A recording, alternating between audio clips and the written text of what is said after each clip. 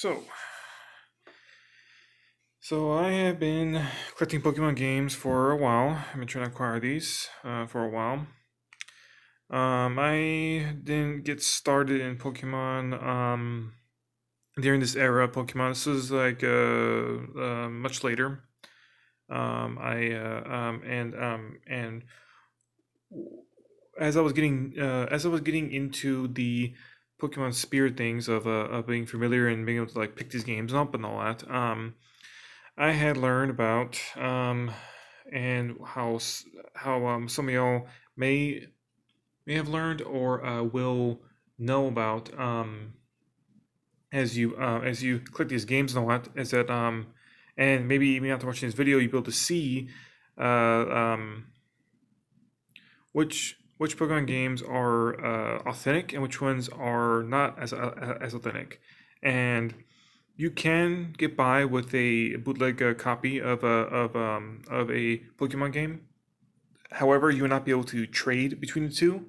So if you ever want to like say you want to transfer like the legendary this one or the main character of this one and the main character of this one, you'll be able to do that. Or if you want to have a complete um, Pokemon Codex and all that, like you'll not be able to do that either. And all that. Like the software in the fake ones does not cooperate or work well with the authentic ones.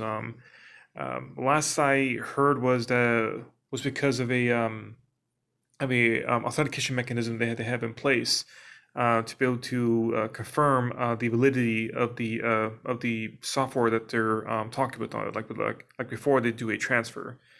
So I have out of these six here, two of them are fake, and and and um and like at first glance they look fairly uniform, fairly fine. They look pretty much about the same.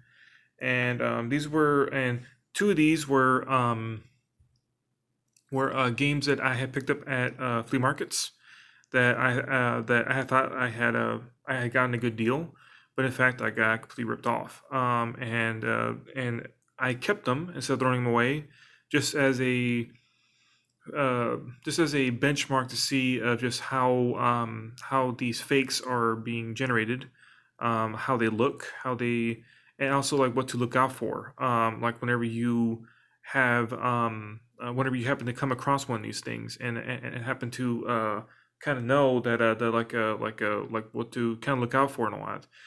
Now there are some quick and easy field ways to be able to do it, as in being able to just pick up a game, look at it, and then have about a 80 to 90% chance of like getting it right, that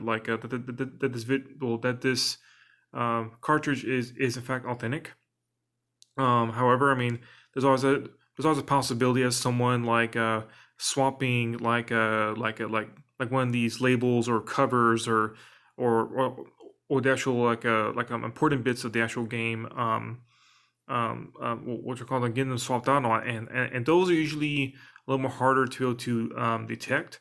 But at the end of the day, what everyone is going for is basically the actual chips in these things and all that. I mean, because that's basically that's basically like what the game is at and all that. Now, if we want to get into like monetary value, obviously having a completely authentic game from the plastic down to the actual label itself, down to the like as in a complete as in a complete completely authentic cartridge noise will obviously have your will definitely carry as to how valuable the actual system is. I mean, since these are now obviously being sought after and clicked for, because sought after and collected because these games are about 15 years old and only becoming scarcer and scarcer and all that. These are the more common ones, like Ruby and Sapphire that I have there. Emerald is also out there too, and there are in fact Emerald fakes that do exist. And there's also even the Game Boy, I call them color versions. It's just that for this particular setup and all that, I'm basically just going with the cheapest ones that are available and the ones that I mostly see commonly available and all that. So here, I will point out that these are the two right here that are the fake ones. And right off the bat, there's already a problem with that there is no little seal here. The seal here is missing. So these two are authentic. Seal in this one is missing. I'm off of there. So like that, if you see that right off the bat, that's already a red flag. That the actual cartridge itself is already pretty much authentic and all. I mean this little certification thing has to be there. Now you may run into the odd case of, and this is why I brought this one in, where this one doesn't have a label on it, but it's still authentic.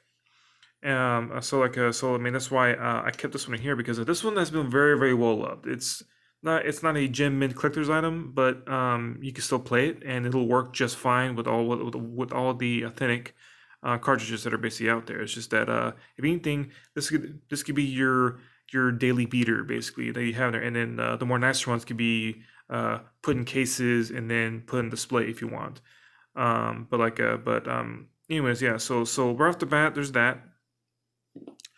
And then as you go further, I mean, you kind of have to get the experience of like having to feel these things for a long period of time, because the plastic on this thing is much cheaper.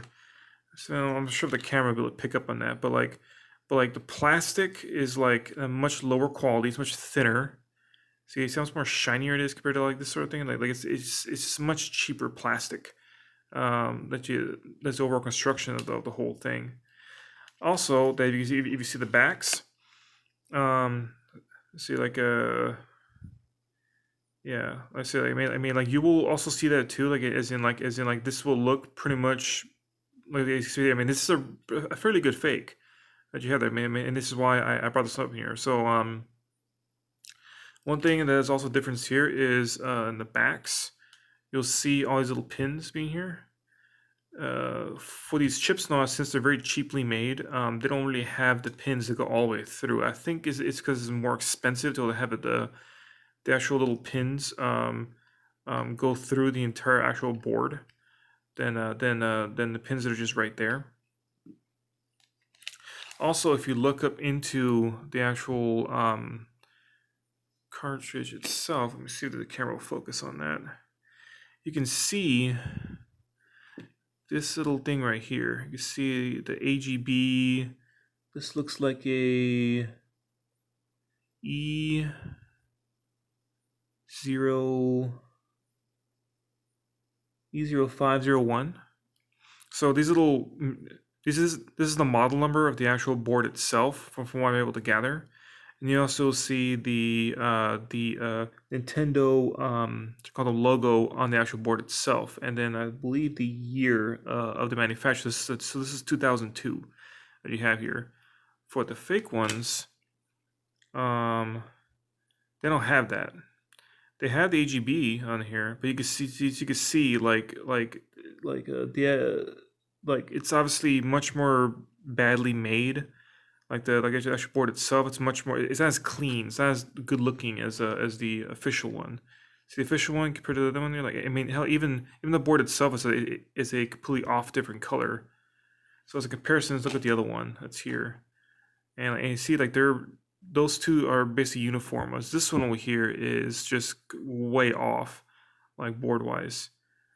So yeah, so like this will pretty much will get you by about 80 to 90% of the actual fakes that look, again, I mean, like this is a fairly good fake that you have on here, but if you just look for that, this, and then even the back where the actual pins itself, so it shows that the board is pretty badly made.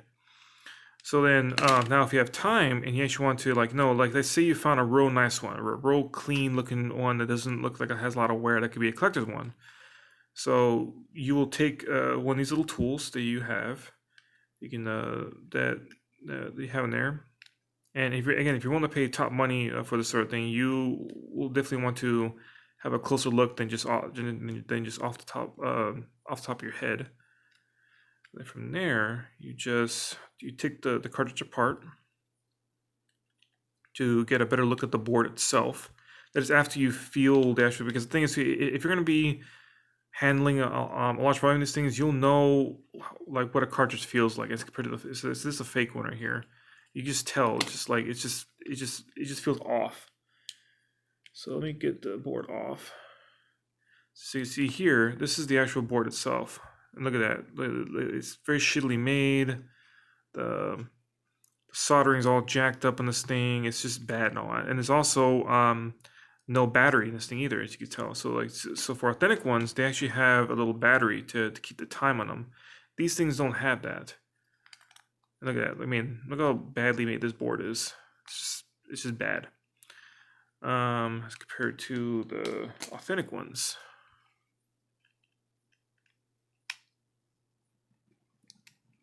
Mind you, too. I mean, these two fakes were acquired in 2 different locations that I'm pretty sure did not know each other. And they probably had no real connection to each other. I mean, although they may have been from the same source, that's a possibility too. But look at that. See, like how massive a difference it is. I mean, it's not even close. That you've seen here. I mean, even the actual numbers are off. Like the AGB is E0501, you have the E0141. So like, yeah, there's just not even a close comparison between between the two, between the fake and the real one. So let's also look into the Sapphire one. Let's take a look at that. So let's go with this one. This is a confirmed authentic, so this is the real deal. As you can see, the little certification about the authenticity is also missing from the fake one. We look at the back. Same sort of problems that you can see there, where you see all the little pins on here, but you see none of that over here. Then when you look underneath, the board is off, but also you can tell that you have, on the authentic one, you have the year that was manufactured and the model number of the board itself in a nice clean format. This one, you can tell it's just kind of slapped together with a random eye that's just there on a very cheap board. And you can tell the quality of the boards too. It's just way different between the two. So let's take apart the fake one.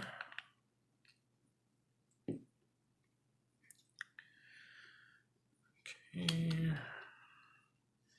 And yeah, as you can see, it's the same kind of problem. It's just very cheaply made.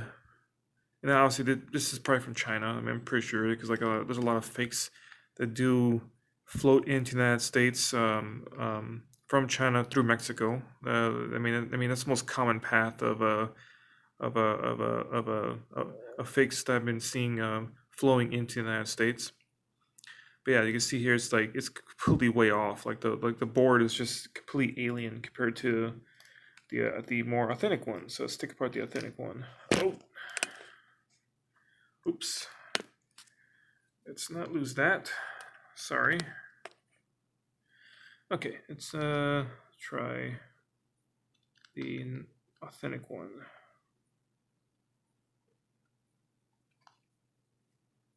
Almost lost the camera there.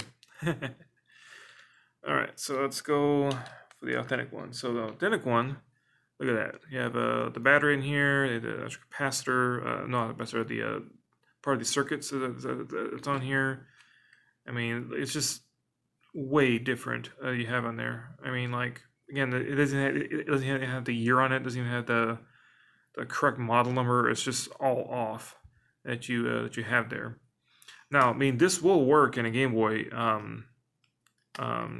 call it in a Game Boy Advance, or well, obviously in just a Game Boy Advance or SP or even a DS. I mean, it will work, but you're gonna have a much better experience with the actual authentic ones a lot, and even ones that are like, really beat the hell. They're not collector gem mint versions, but I mean, they still are authentic. They will still work, and you will still have a much better time and experience than this little janky, sloppily put together cartridge. So yeah, but yeah, I mean, that's basically like what you got to look for when you're looking for between a fake one and a real one. These are just two examples that come up, but I've seen a lot more of these going on here, and they can easily fool people if you just don't know what to look for. So yeah, so like generally 90% of the time, just look underneath. You'll see the year, the model number, and also you just look at the quality of the board itself, and then of course make sure that, like, the little things are back there, and also, I mean, make sure the actual certificate is on there. But yeah, that's pretty much what you got to look for. Thanks for watching. I will add more as I go along.